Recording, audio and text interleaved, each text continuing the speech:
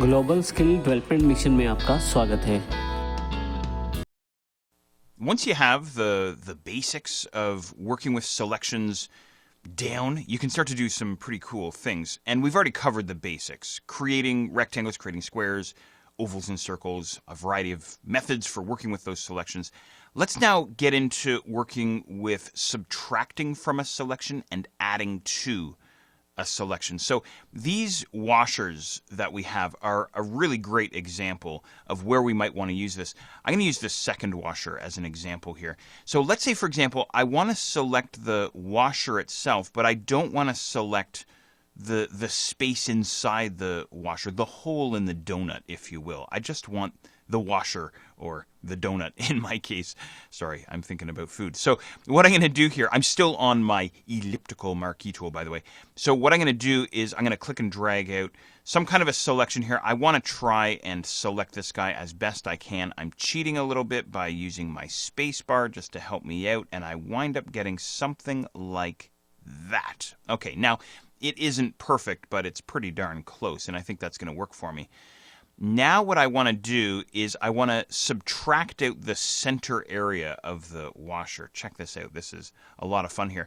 What I can do is I can hold down either Option here on the Mac or the Alt key on the Windows side. And notice when my cursor is on the inside of the marching ants, inside the selection, I get a crosshair with a tiny little minus sign indicating that I can subtract from my selection. Now, subtracting can be a little bit tricky. I'm going to start from the kind of the top left. For whatever reason, I usually start from the top left. You don't have to, though. And what I'm going to do is I'm going to click and drag out another circle, cheating again by using my space bar to kind of help me out. And it's not going to be perfect, but I'm going to wind up with something like that. And then when I let go of my mouse and my keyboard, now what happens is it looks like I have two selections, right?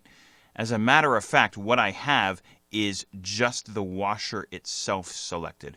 What is currently not selected is the content that appears outside of the marching ants here and the content that appears on the inside of the marching ants. How do you like that? Do you want to see that one more time? So subtracting from a selection. You can do this with the elliptical marquee tool. You can also do it with the rectangular marquee tool, which we were introduced to earlier on. You can do it with all of the other selection tools that we have available inside Photoshop. Okay, so let me give you another example of this. I'm just going to single click away just to get rid of my marching ants, and I think what I'll do is I'll use this white space over here. What I'm going to do is I'm going to flip back to my rectangular marquee tool, and holding down Shift, I'm just going to throw down a quick square, something like that. Okay. Then what I'll do is I'll switch out to the circular selection tool. The trick here is you have to bring your cursor inside the selection and then hold down either Option or Alt, depending on your operating system.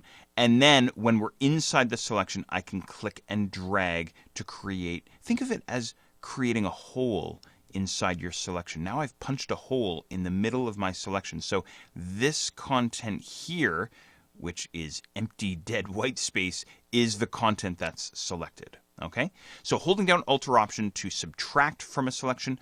What about adding to a selection? We can always add on to a selection. Sometimes you'll have to do this. I don't know if I have an example of this in this file or not, but sometimes when you have kind of an oddball shape, maybe something like this bolt here with the nut kind of screwed on there.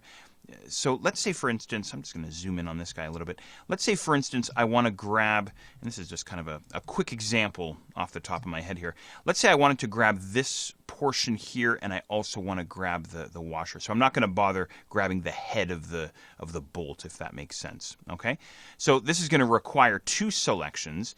I'm on my rectangular selection tool. I'm going to click and drag down. Now I know that this isn't perfect, but this is just kind of a quick example. Something like this, okay? And now I want to create a second selection running right across here, okay? So what I'm going to do now is, this is sort of the opposite of subtracting from a selection. I'm going to move my cursor outside of the marching ants, and I'm going to hold down Shift this time. And notice when I hold down Shift, now I get the crosshairs with a plus, suggesting that if I click and drag with my mouse, I'm going to be adding to my selection, something like this. Okay? Let me show you a quick example of this out inside some white space. So There's a rectangle there. Marching ants, no big deal. I'm going to hold down Shift while bringing my cursor outside of the marching ants, and I'm going to click and drag into my selection, okay, to add to that selection, something like this. So now this area here is selected. It's the active content, if you will, okay? So adding to your selections and also subtracting from your selections, another great set of skills to have inside Photoshop for selecting things like donuts and rusty metal washers.